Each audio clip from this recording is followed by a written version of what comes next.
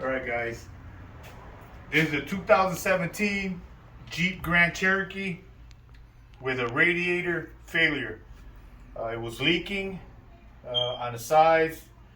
So if you're watching this video, it's because you want to know how to take out this radiator. So this video here, I tried pulling out the radiator. You know, you can't do it without removing the bumper. You remove the cross member, the reservoir bottle, take the airbox out. You got the wrap, of course, the beautiful wrap that they made, just plastic clips, comes out pretty easy. Now, pulling the radiator up through the car is not gonna happen. It must go down. As you can see, the radiator's on the ground there. It literally falls right out. It has two clips. One on the front, on the top, and two on the top, and the bottom ones just hold the condenser in. So you got to remove the plastic shield on the bottom. You got to remove a metal cross member, just 4 bolts, and the plastic shield. And dude, it slides, it falls right out. It literally, the radiator fell out the car with little effort. You just have to clear the AC lines, just push them with your hands. And this falls right out. And so don't try pulling it up. If you're trying to pull the radiator up, forget it. You're gonna just go crazy. So the best way is put it on ramps like we have here. Put it on some ramps, some plastic ramps that we bought at Harbor Freight. Love Harbor Freight, shout. And yeah, the radiator goes right down, and that is the trick, you know. So just remove the couple bolts on the top rail, and don't forget the support rails that are underneath this, which are these two, and you know, and the cable for the lash and you know the whatnots.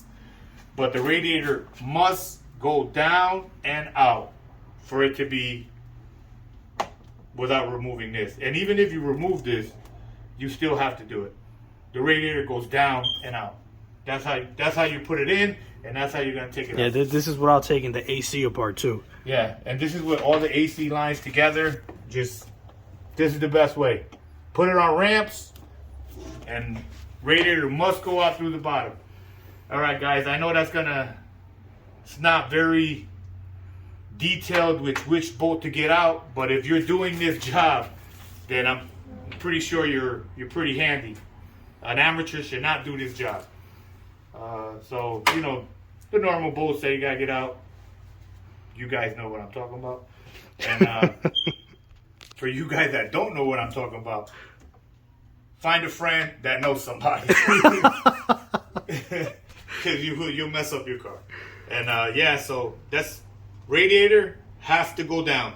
Goes down like 2 seconds. I spent an hour trying to figure it out, trying to puzzle it, maze it out, twisting and turning and moving this. Took out the bottom plastic shield. It's only like what, 6 bolts? And it a couple of bolts just to remove the plastic shield. A couple 10mm bolts holding it, and a plastic retainer, and it fell right out. So that's what you got to do.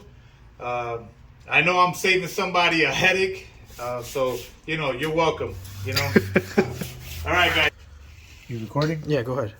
All right, so guys, so we're underneath the Jeep, and right now, with it being on ramps, the little plastic ramps that you can buy at Harbor Freight, the radiator, all you got to do, it comes out this simple. It fell right off. This is how simple it comes out. That's it. Radiator's out, and that's what it looks like. Yeah, because if you try to take it off the top, it gets stuck. It'll get caught on every one of these hooks. It'll catch on every single line, and you will lose your mind trying to wiggle it out. And you're gonna end up breaking the AC condenser. So just drop it out, and it comes right out. Yep, through the bottom. All right, guys. So here's our old radiator. This is our new radiator that we bought online. Everything's very similar, with the exception of this nipple here. Our new radiator did not come with it. So this goes to the expansion tank. I believe it's to bleed the air off as the vehicle runs.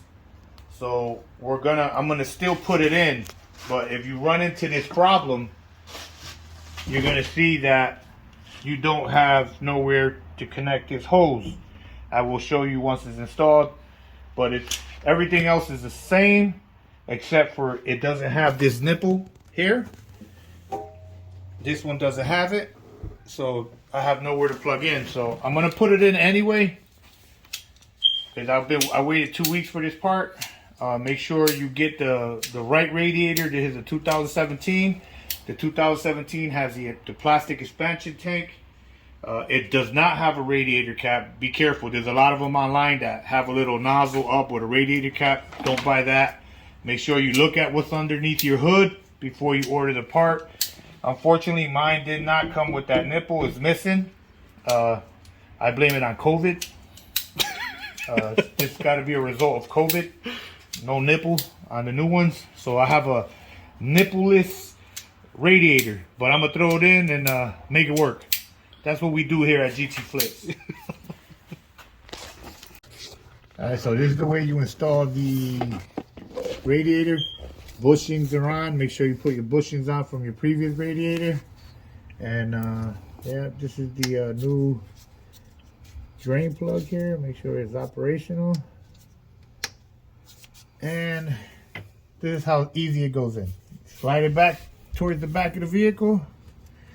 Make sure the right way, you know. And it goes right up. I'm gonna grab it from the top. Hold on, wait.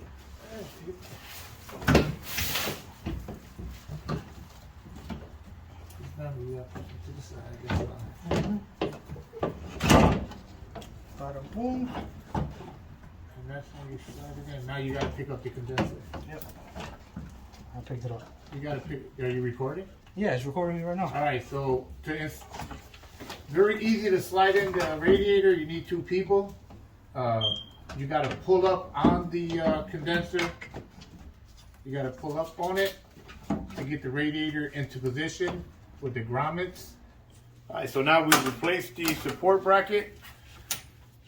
Inside, just hold. You know, we put in the fan. It just clips in.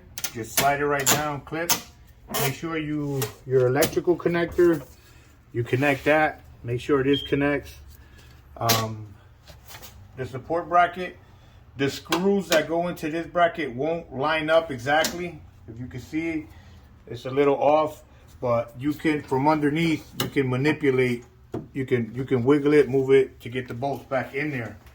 The hardest ones, you know, put the cable back in for your hood latch, and basically you squeeze on this side. You squeeze a little bit with the pliers, and it pushes out. Same thing with the tab. Right tab, you move out, goes out. The support bracket is right underneath this, so in order to put the bracket, we can't have this clipping just yet. So we gotta take it out. Put the screw in, and the only way you're gonna get this out is gonna be with a 13mm ratchet wrench. You won't get a socket in here, none of that. You need to get one of these. A ratchet wrench 13. Buy a set if you can. But yeah, that's what you gotta do. Alright, so we put everything back together. Remember, this radiator that we bought didn't have that nozzle. So I'm gonna just plug that up once I bleed the air. There is no procedure that I can find online for bleeding, but the radiator we got from Rock Auto, this hose here that connects to the radiator, well, basically I'm gonna put it there and I'm gonna plug it. It's just secondary. It just has no function. This is the return. So now we're just bleeding the system. We're gonna let it warm up and run. You can see some of the air in there now. It had a lot of air, a ton of air, but when you're putting it together, make sure that on the top radiator hose, on this hose here, before you latch it on, pour all the coolant, at least a gallon, into that line. Maybe a gallon and a half, probably a whole gallon, so you can get as much of the air out and the system full manually. Don't put it all together and fill it up through here, because it'll be a nightmare. So make sure that you grab the hose and pour a gallon of coolant into there. Use the factory spec orange coolant, and then just put it all together. The air box is just this sensor here and these two clamps. That's it. And run it, squeeze the hoses a little bit, get it to bleed out, and let the motor do its thing while it warms up. And that thermostat open, it'll suck some more. So make sure you keep it capped, keep the fluid ready so you can pour it in and fill it up so it doesn't suck air. And that's pretty much it. Then you just gotta, in this case, hopefully you buy the radiator with the top nipple. Like I showed you, this radiator didn't come with that. Everything else fit except this nipple here. It didn't have it, so we're just gonna bypass this one. But this one must be connected. This one is connected to the engine, the block. It heats up the couple different things on the engine. But this one here is just like an overflow type, you know. So in my case, as you see in the video, we're just gonna put that on, and I'm just gonna put a screw with some Teflon tape, maybe some sort of adhesive, and that's it. And y'all just watch it, make sure it doesn't leak or whatever. Go down to Lowe's and get you a nice fitting that goes in here, a nice screw with some Teflon tape. You'll have no problem. And that'll be that. And so remember, the radiator, easiest way to get it out is unbolt it and underneath the engine. It's the best way. There's no other way. You could probably, if you take off the bumper, the frame, and spend 10 hours here, then yeah. And remember, this is a $2,000 job. This is what the dealer quotes for a radiator replacement. It's like $500, $600 for the part and the labor. So you're looking at almost $2,000 to get this done at the dealer. I had my son buy the radiator for $95. They got a couple other fancy versions like the CFF one for $120. I recommend that one. And so right now I'm out $120 plus the coolant, which was like $18 each. So about $150 it cost me to repair this myself. I'll take that versus $2,000. So that's all you gotta do. Remember, the trick to this is remove the plastic covering on the bottom and pull that radiator downward. Don't try to get it up. There's too many AC lines. There's so many things in the way. Even when you strip it down, it's still a lot of, the AC lines don't go nowhere. So you don't want to bust one. So that's what you got to do. Just pull it down underneath the engine. Make sure you're on ramps. And now you just put all the plastic gets back into the holes, which is, you know, a piece of cake. And that's it. The job's done. And then you just got to burp the system. Burping is important. You got to watch it for a day or two. Run it a little bit. Don't just grab it and start, you know, driving, going on a cross-country trip. Turn it on, let it heat up. Turn it on, let it heat up. Watch it carefully for a day or two. Make sure all the air is out of the system. There's no procedure online that I can find on how to burp this system. So I'm doing it from experience, like that I have from repairing so many cars. You know, we buy a lot of cars at the auction. So every single engine has a trick to it. Some have bleeder screws, some don't. This one in this case does not. So I filled it up manually, got as much air as possible out. You know, give a squeeze on a hose. That always helps move the coolant until the thermostat opens. And that's it. So, you know, have fun. Guys, it's been about a week since we did the radiator. So no leaks, no problems the way we did it. Hopefully the video helps you out. I'm going to show you guys the screws and clips that we took off to get to the radiator, because we started halfway through the record, so we didn't really show the pieces that we took off to get access. So I'm gonna just take my time so you guys can see what we took off. I do recommend this though, because I just looked in here. I just looked, but when you do take the guard off on the bottom to get the radiator out, make sure you clean it, because as you can see, that's all old coolant that dried up. So I'm actually gonna take that off in a few and clean that up. But anyways, to get to the radiator, this is without taking the bumper off and messing with the AC lines.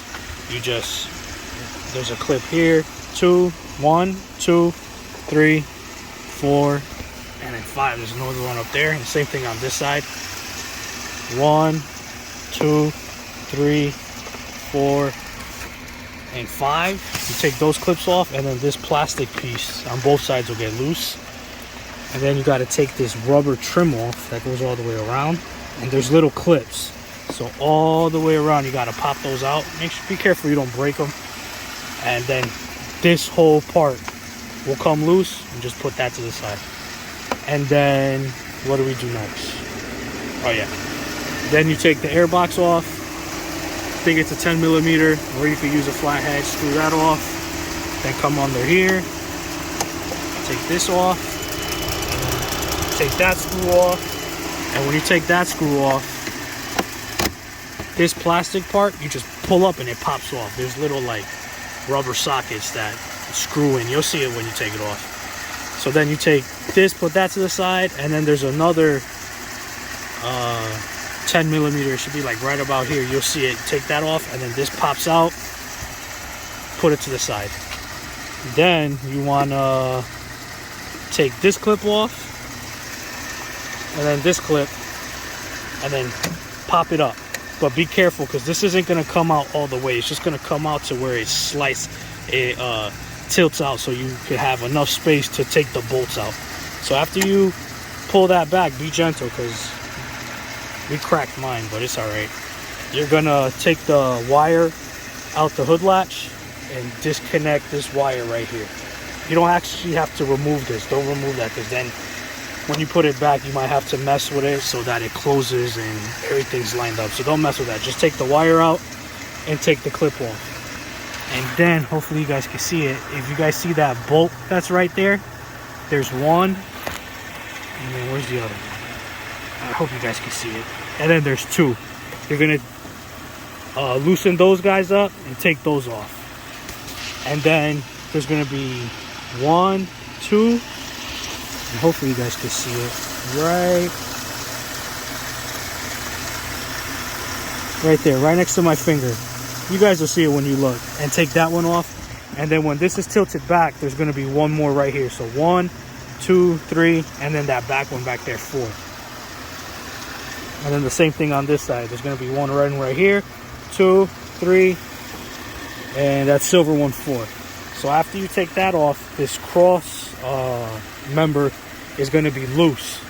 So then disconnect your coolant tank. There's a screw right here, and then obviously that screws the screw that you just took off, and that's going to be free. Take this one off, unloosen it, and then this just tilts back. So when it comes loose, just fold it back, and then take this clip off. And then when all those pieces are off, you're going to wiggle it a little bit and pop it up, but don't just go crazy, because the horns are still attached. And then you're going to disconnect your horns by the wire. Don't unscrew the horns off, just disconnect the wire, and then put that to the side. And then after that, you're going to have full access to your fan and your radiator. You're going to be looking at this way, and from here to here is going to be wide open. Obviously you disconnect your fan. Be careful with all the clips, because this clips into the radiator. You gotta, let me see if you can see it. You see it right here? Need a flashlight. But you're gonna push in this clip, and the same thing on that side, and it's gonna pop out, and you're gonna pull it up and be easy. And disconnect your lines after you drain your fluid, and do your research on how to do a radiator. But this is how you take off the front end without messing with the AC lines and taking off the whole bumper. Just the easy way. And then from the bottom, because my dad did say, or not did say, it was a lot easier to go from the bottom. You see these silver screws that go all the way across? Boom, boom, boom, boom, boom. You're gonna take that off to get to lower this. And then, if the car's not up, you see these bolts? 1 and 2, the little one. Not the big one, the little one. You're gonna take those off, 4. And then that metal piece is gonna drop, and then that's gonna free this piece. Oh, and then there's 2 bolts on the side of the wheel guard mounts, or whatever you want to call it. So there's one here, and then you go on the bottom. So that's basically it. It's not that, it wasn't that hard. It was more annoying when we were trying to come up from the top. So I hope this video, guys, helps you out. Do some research, look at other videos so you can get an idea of what you're doing, and then, you know, just take your time with it. Don't get frustrated, because if you get frustrated, then it's a pain in the ass. So that's about it. So I hope you guys enjoy, like and subscribe, because we do plan on making more videos. These are cars that we picked up at the auction. We're gonna try to put more content out, because my dad is those ghetto master mechanics. If it costs $3 grand to fix, he'll fix it for $100. So that wisdom needs to be on YouTube. So I'm about to end the video. If you guys remember in the video, we were missing that nipple that this hose connects into. What we did was we just went to Lowe's and found a bolt. Take this with you, this hose with you, disconnect it from here before you fill it up with fluid. Take this hose and find a bolt that's a real snug fit, and then buy some Loctite. This glue that they sell at Lowe's is probably like $4 or $5 for a little bottle, and just put the glue on the bolt, show it some love, and just stick it in there and let it dry, and you know, doesn't leak, nothing. So that's how you fix that if you come into the problem like we did when we ordered the radiator and it was missing a nipple. That's how you fix it. Quick little $5, $6 bypass for that. So hope you guys enjoyed this video. Like and subscribe, and everybody stay safe. Peace out.